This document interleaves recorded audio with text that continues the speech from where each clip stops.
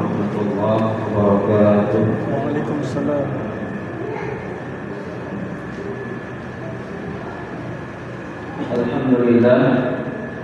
Alhamdulillahilladzi an'amana bi ni'matil iman wal islam. Asyhadu an la ilaha illallah wahdahu la syarika lah wa asyhadu anna Muhammadan abduhu wa rasuluhu sallallahu alaihi wasallam la nabiyya wa rasula ba'da. Bapak Ibu sidang jamaah Isya dalam yang saya hormati dan dimuliakan oleh Allah. Pertama, kita bersyukur kepada Allah dengan ucapan alhamdulillahirabbil alamin. Kemudian kita bersalawat kepada Nabi Muhammad SAW dengan ucapan Allahumma shalli ala Muhammad wa ala ali Muhammad. Selanjutnya, untuk menjadi siraman rohani atau kultum kita menjelang sholat tarawih nanti, mari kita mengkaji firman Allah Subhanahu wa taala yang tertera di dalam surah An-Najm mulai ayat 38 sampai ayat 40.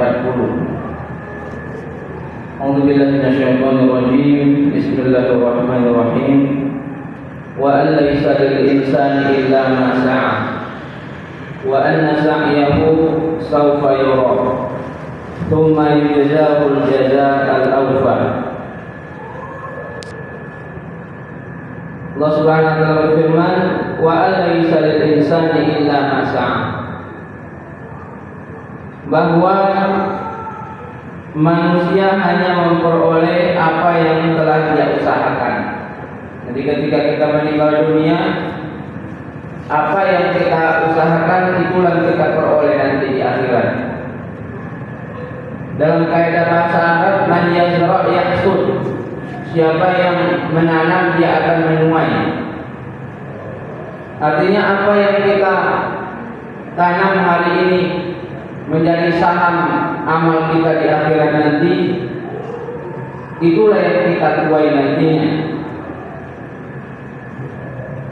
Wa anna sa'yahu sawfa yura, dan sesungguhnya usahanya itu akan diperlihatkan kepadanya di akhirat nanti. Kalau dikuatkan dengan ayat yang lain, nanti ketika di mahkamah Allah ada dua model kita diberikan kitab oleh Allah. Ada yang dari sebelah kanan, ada yang di sebelah kiri. Yang dari sebelah kanan, Allah Subhanahu wa taala berfirman, "Fa man utiya kitabahu bi yaminihi fayaqulu ha umqra'u kitabiyah. Inni dhanantu anni mulaqin hisabiyah fa huwa fi 'ishatin radiyah fi jannatin 'aliyah." Adapun orang yang diberikan kitabnya dari sebelah kanannya, maka dia mengatakan, ini coba lihat, ini kitab amalku, lihatlah. Dia tunjukkan dengan kata ha umqra'u kitabiyah. Ini baca. Seperti kita mendapat nilai yang bagus di sekolah, katakanlah misalnya nilainya 9, 10, 9, 10 semuanya. Atau kalau di kampus dia kumlot, maka dia bangga dengan nilai tersebut. Kemudian ini dhanantu anni mulaqin hisabiyah. Saya telah menyangka bahwa hari ini akan dihisab, akan dihisab oleh Allah Subhanahu wa taala. Maka dengan itu dia bangga. Maka inilah penjelasan daripada diperlihatkannya amal kepada kita masing-masing. Diperlihatkan oleh Allah Subhanahu wa taala yang hari ini siang dan malam dicatat oleh malaikat raqib dan atid. Kalau di dunia hari ini kita takut ada CCTV. Orang kalau masuk di market, kayak Mita Market misalnya, atau market di Sinabang ini, ada CCTV. Dia mau mencuri, tengok-tengok dulu ada CCTV enggak. Jadi takutnya sama CCTV, bukan takut sama Allah. Ternyata kita sudah diberikan oleh Allah CCTV masing-masing kita, yang nyatat dosa dan yang nyatat amal baik kita.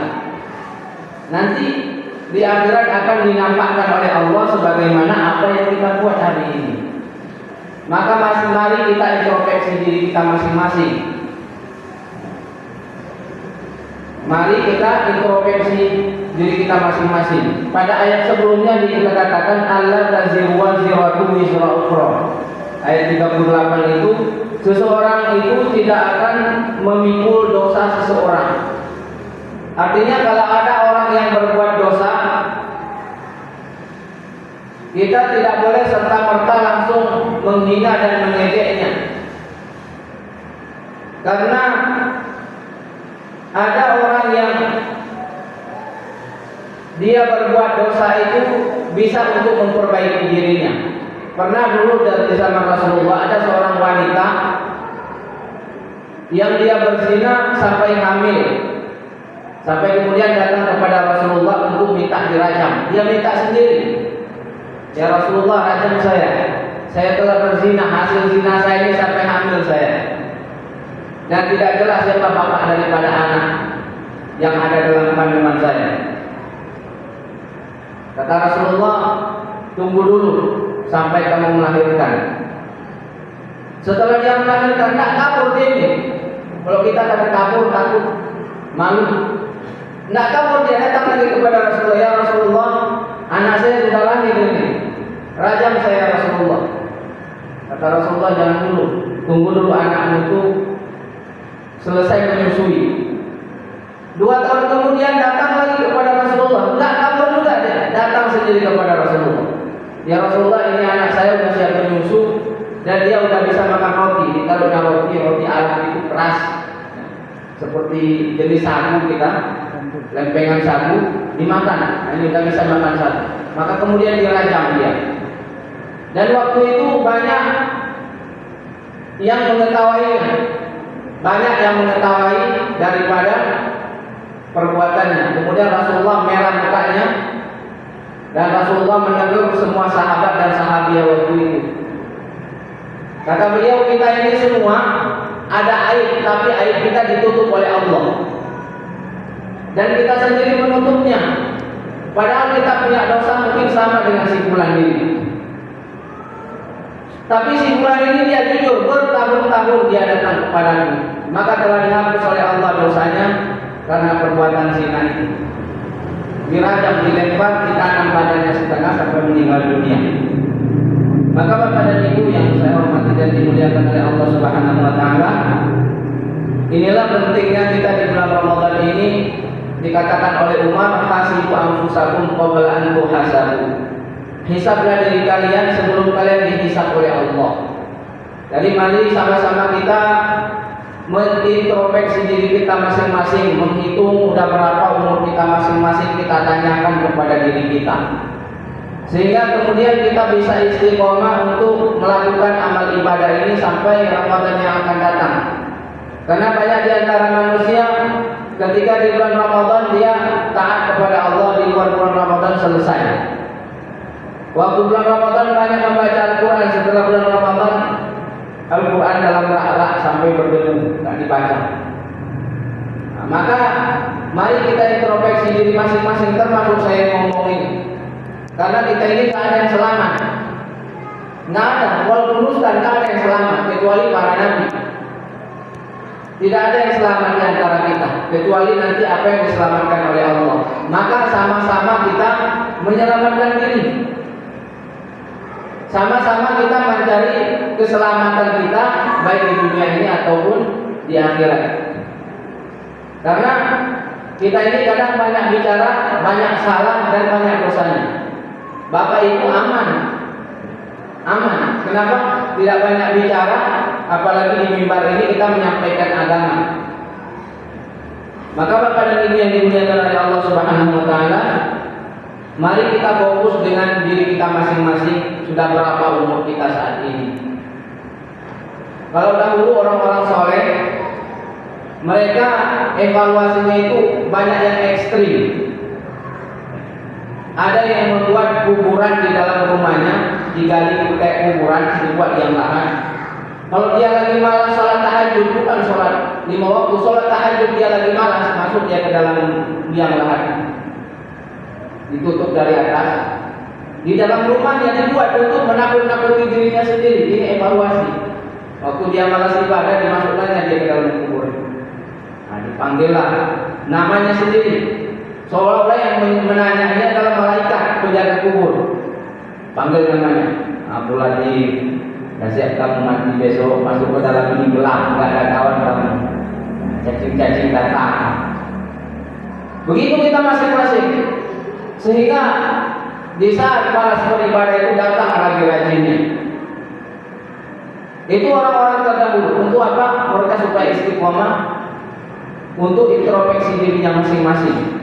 Kemudian ketika dia memasak, itu pegang bara api. Sesekali dimasukkan jarinya itu ke dalam bara api. Panas. Panas. Kalau kita masukkan sesekali dalam kompor, atau ambil mancis dibakar tangan itu sedikit. Kemudian kita tadabbur, tanyakan kepada jasad kita, Pak wangi, panas. Bagaimana dengan api neraka? Sanggupkah engkau menahannya? Dengan mancis saja engkau sudah meleleh menahan sakitnya.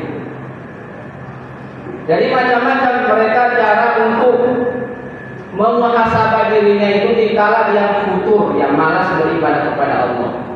Maka Bapak dan Ibu yang dimuliakan oleh Allah Subhanahu wa taala, melalui momentum Ramadan ini telah banyak ceramah kita dengar melalui para ustaz-ustaz kita. Tinggal kita amalkan dan istiqomah sampai akhir hayat kita. Karena Allah Subhanahu wa taala nantinya tidak akan menzalimi kita. Ketika kita ditetapkan untuk masuk neraka atau masuk surga, semuanya ridho. Karena itu perbuatan kita di dunia dan bisa kita tonton masing-masing. Sebagai contoh, ada seorang narapidana misalnya.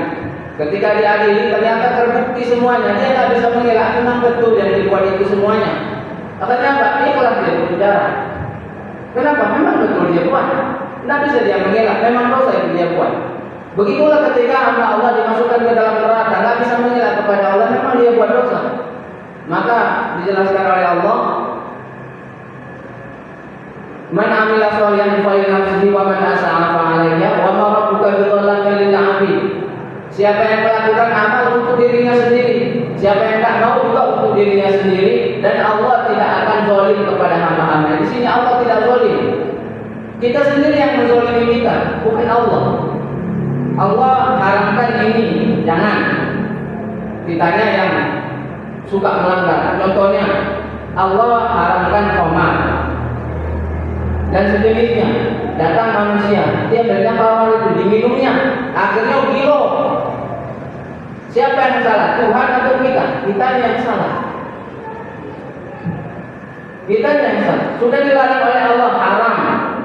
Khamar wal maisir rijsun min amali syaitan, ini perbuatan setan. Datang manusia sudah dia katakan haram, diminumnya. Dengan macam-macam khamarnya. Sekarang ini ada tua dan lain sebagainya untuk menghilangkan akal. Allah haramkan. Kemudian apa kita mau menyalahkan Allah? Tentu tidak, kita menyalahkan diri kita sendiri. Begitulah nanti ketika di akhirat Allah Subhanahu wa taala hakim kita. Kalau di dunia ini kita dihakimi oleh manusia, ada saksi, ada yang saksi ahli dan lain sebagainya. Nanti di akhirat saksinya diri kita sendiri. Tangan kita jadi saksi. Al-yawma nakhtimu 'ala afwahihim wa tukallimuna aydihim. Yang ngomong itu tangan. Wa tashhadu arjuluhum, kaki jadi saksi. Ketika ditanya oleh Allah di mahkamah Allah nanti, Allah sendiri yang jadi hakimnya. Alaihissallahu bi'ahkamil hakimin. Ditanya kepada kita, apakah kamu buat amal ini, simpulan, engkau baca Quran ini, engkau puasa? Dia mengatakan oleh tangannya, iya ya Allah. Kalau tidak, dia juga menjawab tidak ya Allah. Dan kaki jadi saksi. Kalau tangan itu juga berdosa, kata kaki, dia bohong itu ya Allah. Saya yang jalan ke sana. Saya yang jalan ke sana berbuat dosa. Masing-masing kita akan mempertanggungjawabkan amal kita masing-masing. Sebagaimana firman Allah tadi, wa alaisa lil insan illa ma syaa. Tidak ada yang kita dapatkan kecuali apa yang kita usahakan di dunia ini. Kalau kita sholat, pahalanya di sana. Maka dalam surah Al-Kahfi itu tentang iman sama kafir aja dikasih pilihan sama Allah. Jadi kalau dia milih kafir nanti dia masuk neraka, salahnya sendiri. Allah suruh, "Faman syaa'a falyu'min wa man syaa'a falyakfur." Siapa yang mau beriman beriman, siapa yang mau kafir kafir. Sehingga manusia ini ada yang beriman ada yang kafir. Siapa yang beriman ujungnya surga, yang kafir ujungnya neraka. Faman apalagi dalam surah yang lain, siapa yang mau bersyukur silakan bersyukur, yang kufur silakan kufur. Kenapa? Ujung daripada syukur adalah pahala, kemudian balasannya adalah surga. Ujung daripada kufur, dosa, balasannya neraka. Kita sendiri yang tentukan pilihan kita. Maka hendak kita bawa kemana diri kita ini masing-masing, tentu kita sendiri yang menjawabnya. Itulah evaluasi yang dapat kita sampaikan pada malam yang berbahagia ini. Mari kita banyak merenungi nasib kita masing-masing nanti di mahkamah Allah sejak dari dunia ini. Kita latihan-latihan. Kalau aja kita seorang bendahara ditanya sama BPK, Badan Pemeriksa Keuangan, kalau enggak jelas-jelas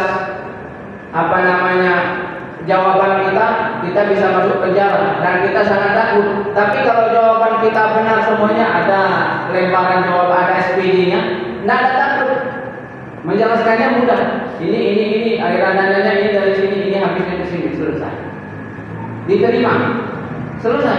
Begitu juga di mahkamah Allah nanti. Kalau kita selesai. Maka yang menentukan adalah amal dan perbuatan kita yang kita lakukan saat ini. Maka mari kita beristiqomah, bersungguh-sungguh, konsisten mengajak diri kita ini, memaksa diri kita untuk masuk ke dalam surganya Allah. Jangan kita biarkan diri kita ini mengalir terjerumus ke dalam perangkap setan dan menjadi temannya masuk ke dalam nerakanya Allah. Waliyahillah. Mudah-mudahan bermanfaat adanya. Semoga Allah Subhanahu wa taala senantiasa memberikan kepada kita kekuatan iman sampai akhir hayat kita dan kita bisa mengucapkan la ilaha illallah di akhir hayat kita. Amin ya rabbal alamin. Subhanallahumma rabbana bihamdika asyhadu an la ilaha illa anta astaghfiruka wa atubu ilaik. Wa da'wana alhamdulillahi rabbil alamin. Wassalamualaikum warahmatullahi wabarakatuh.